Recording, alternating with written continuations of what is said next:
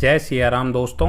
Current infra project IPO और सत्वा engineering limited का IPO दोनों ही हमारे आईपीओ भी खुले हुए हैं। दोनों ही कंपनियों का बिजनेस मॉडल कैसा है, फाइनेंशियल कैसे हैं, किस वैल्यूएशन पे दोनों कंपनियां आईपीओ को लेके आई है, किस कंपनी की वैल्यूएशन ज़्यादा सस्ती है, कौन सी कंपनी के फाइनेंशियल ज़्यादा अच्छे हैं, दोनों आईपीओ का लेटेस्ट ग्रे मार्केट प्रीमियम कितना चल रहा है, किस आईपीओ में ज़्यादा लिस्टिंग गेन मिल सकता है, किस आईपीओ को अप्लाई करें, किसको अवॉइड करें, कौन सा आईपीओ सेफ है, ये सारी ही बातें हम इस वीडियो में डिस्कस करेंगे। तो लास्ट तक वीडियो को जरूर देखिएगा। सबसे पहले दोनों आईपीओ के इशू साइज को हम कंपेयर करें तो सत्वा इंजीनियरिंग कंपनी अगर देखें लगभग 33.5 करोड़ रुपए का इशू साइज लेके आई है, और करंट इंफ्रा प्रोजेक्ट कंपनी की बात करें तो यह कंपनी 39 करोड़ रुपए का इशू साइज लेके आई है। दोनों ही कंपनियां अगर देखें फ्रेश इशू के जरिए अपना जो मार्केट से पैसा है वो रेज कर रही हैं। इसके बाद दोनों कंपनी को बिजनेस को कंपेयर कर लेते हैं। तो सत्वा इंजीनियरिंग कंस्ट्रक्शन कंपनी की अगर बात करें तो कंस्ट्रक्शन सेक्टर में ही बेसिकली ये कंपनी काम करती है। उसमें अगर देखें ईपीसी बेस्ड कंपनी का बिजनेस है, यानी कंपनी अपने क्लाइंट से ऑर्डर लेती है, उनके अकॉर्डिंग अगर देखें उनकी रिक्वायरमेंट के अकॉर्डिंग कंपनी उनका डिजाइन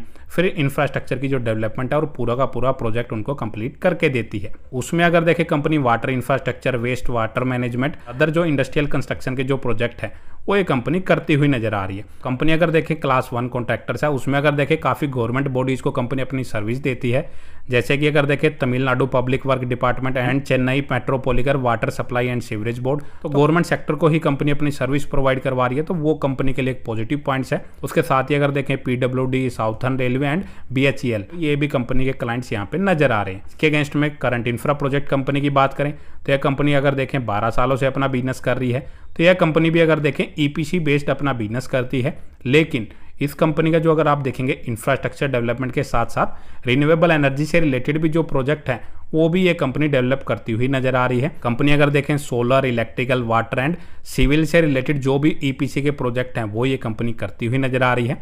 उसके साथ ही कंपनी थोड़ा बहुत बिजनेस अगर देखेंगे हॉस्पिटैलिटी की सर्विसेज भी प्रोवाइड करवाती है। यह हवीदा फार्म हाउस इस नाम से कंपनी अगर देखें अपने जो हॉस्पिटैलिटी की सर्विसेज है वो प्रोवाइड करवाती है। ऑल ओवर इंडिया अगर देखें 12 स्टेट्स में कंपनी अपना बिजनेस कर रही है। के बाद फाइनेंशियल को कंपेयर कर लेते हैं हम दोनों कंपनियों के। तो सत्वा इंजीनियरिंग कंपनी की अगर बात करें 3 साल का डाटा अवेलेबल है। उसके अकॉर्डिंग अगर देखें एसेट्स 83 करोड़ से बढ़ के 114 करोड़ के, इनकम देखेंगे वो भी 84 करोड़ से बढ़ के 94 करोड़ की, प्रॉफिटेबिलिटी अगर आप देखेंगे तो वो 1 करोड़ से बढ़ के सीधा 9 करोड़ की हो चुकी है। तो 8 से 9 गुना के आसपास कंपनी की प्रॉफिटेबिलिटी बढ़ी है। रिजर्व देखें तो वो 18.5 करोड़ से बढ़ के 30 करोड़ के फिलहाल कंपनी के पास रिजर्व हैं, लेकिन डेट भी लगातार बढ़ रही है। 36 करोड़ के आसपास की डेप्ट कंपनी के ऊपर नजर आ रही है। इसकी मार्केट कैप देखें तो 131 करोड़ की होने वाली है। डेप्ट टू इक्विटी रेशो 0.9 का ही है। 15 के मल्टीपल पी पे कंपनी अपने आईपीओ को लेके आ रही है। वहीं करंट इंफ्रा प्रोजेक्ट कंपनी की हम बात करें तो इस कंपनी का 2023 और 2024 में एसेट्स देखेंगे तो वो 35 से 42 करोड़ हुए थे। इनकम देखेंगे तो वो 61 करोड़ से 77 करोड़ की हुई थी। प्रॉफिटेबिलिटी देखेंगे तो वो 1.5 करोड़ से 5 करोड़ की हो गई थी। लेकिन 2025 में अगर देखें एसेट्स कंपनी के 80 करोड़ के हो चुके हैं, इनकम भी 90 करोड़ को क्रॉस कर चुकी है। प्रॉफिटेबिलिटी तो अगर आप देखेंगे तो वो 1.5 करोड़ से सीधा अगर आप देखेंगे 10 करोड़ के आसपास हो चुकी है। लेकिन रिजर्व 10 करोड़ के हैं, 30 करोड़ के आसपास की डेप्ट है। तो डेप्ट इस कंपनी के ऊपर काफ़ी ज़्यादा है। इस कंपनी की मार्केट कैप भी देखें तो 150 करोड़ के आसपास की है। 1.3 का डेप्ट टू इक्विटी रेशो है। वैल्यूएशन वाइज अगर देखें 16 के मल्टीपल पी पे ही कंपनी अपने आईपीओ को लेके आ रही है। तो दोनों ही कंपनियों के अगर फाइनेंशियल आप कंपेयर करेंगे तो ठीक ठाक यहाँ पे नजर आ रहे हैं। लेकिन अगर डेप्ट वाइज अगर कंपेयर करें तो करंट इंफ्रा प्रोजेक्ट कंपनी के ऊपर डेप्ट काफी ज्यादा नजर आ रही है। वहीं मार्केट कैप वाइज अगर देखें सत्वा इंजीनियरिंग कंपनी की 131 करोड़ की, करंट इंफ्रा प्रोजेक्ट की 150 करोड़ की। तो दोनों ही कंपनियां अगर देखें मार्केट कैप वाइज भी काफी रिस्की यहाँ पे नजर आ रही है। तो अब देख लेते हैं दोनों आईपीओ में लिस्टिंग गेन कितना मिल सकता है। सत्वा इंजीनियरिंग कंपनी की बात करें तो 19 रुपए यानी कि लगभग 25% के आसपास इस आईपीओ ग्रे मार्केट प्रीमियम चलता हुआ नजर आ रहा है। इस आईपीओ को अप्लाई करने का दूसरा दिन है तो लगभग 1.5 गुना के आसपास ये आईपीओ सब्सक्राइब हो चुका है। इसके अगेंस्ट में हम करंट इंफ्रा प्रोजेक्ट कंपनी की अगर बात करें, इस आईपीओ ग्रे मार्केट प्रीमियम 45 रुपए यानी कि 56% पे चल रहा है। तो सबसे ज्यादा जो ग्रे मार्केट प्रीमियम है इसी आईपीओ का चल रहा है, लेकिन ऑलरेडी 10 से 11 गुना के आसपास ये आईपीओ सब्सक्राइब हो चुका है। दोनों आईपीओ में अगर देखें सबसे ज्यादा जो लिस्टिंग गेन मिलता हुआ नजर आ रहा है वो है करंट इंफ्रा प्रोजेक्ट का आईपीओ।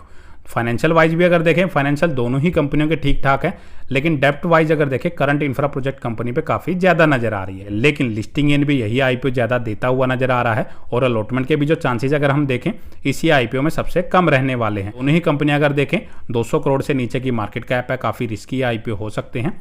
पंप एंड डंप काफी ऐसे छोटे आईपीओ में देखने को मिलता है, तो वो रिस्क आप एनालिसिस करके जरूर चलें। काफी लोगों के मैसेज आते हैं कि मैं फंस गया इस आईपीओ में, 20,000 का लॉस हो गया, 50,000 का लॉस हो गया। अब क्या करें, तो बेटर रहता है कि रिस्क एनालिसिस से मेरा मतलब ये है कि आप आईपीओ अप्लाई करने जा रहे हैं तो 2-2.5 लाख रुपए की इन्वेस्टमेंट कर रहे हैं। उसमें आपका रिस्क ये है कि सीधा 20% पे अगर आईपीओ डिस्काउंट पे लिस्ट होता है तो 50,000 रुपए का लॉस आपको लिस्टिंग पे ही हो जाएगा। तो क्या आप उस रिस्क को बियर कर पाएंगे, मतलब उस रिस्क को आप झेल पाएंगे? अगर नहीं तो बेटर रहेगा इन आईपीओ को अप्लाई ना करें, क्योंकि कुछ भी इन आईपीओ में हो सकता है। ग्रे मार्केट प्रीमियम अभी इतना चल रहा है तो लिस्टिंग के टाइम क्या पता वो गिर के 0 भी हो सकता है। अगर मार्केट में क्रैश आता है तो डायरेक्टली उस पर इंपैक्ट आता है। दोनों आईपीओ में जो भी डिसीजन ले बेटर रहेगा डिटेल में दोनों कंपनियों को स्टडी करके जरूर चले।